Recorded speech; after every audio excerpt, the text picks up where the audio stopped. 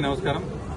మరి ఈరోజు తెలంగాణ రాష్ట్ర సమితి వర్కింగ్ ప్రెసిడెంట్ కేటీఆర్ గారి జన్మదినాన్ని పురస్కరించుకుని మరి నాంపల్లిలోని యూసుఫ్ బాబా దర్గాలో మరి ఈరోజు ఎమ్మెల్యే బండారి లక్ష్మారెడ్డి గారి ఆధ్వర్యంలో మరి చాదర్ కార్యక్రమము, మరి అదేవిధంగా దానికి ముఖ్య అతిథులుగా మరి హోమ్ మినిస్టర్ అయినటువంటి మహమూద్ అలీ గారిని, మరి ఉప్పల్ నియోజకవర్గంలోని కార్పొరేటర్లతోటి కలిసి మరి నాయకులతో కలిసి మరి ఈరోజు మరి కేటీఆర్ గారు జన్మదినాన్ని పురస్కరించుకుని వారికి జన్మదిన శుభాకాంక్షలు తెలుపుతూ ఇక్కడ ఒక 500 మందికి కూడా మరి ఈరోజు భోజనాలు కూడా పెట్టే కార్యక్రమాన్ని ఏర్పాటు చేయడం జరిగింది.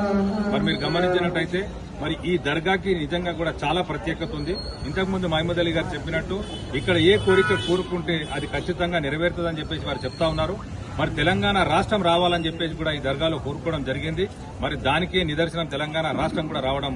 నిజంగా కూడా ఈ దర్గాకున్న ప్రత్యేకత మీకు ఇక్కడ నుంచి తెలియజేస్తా ఉన్నాను.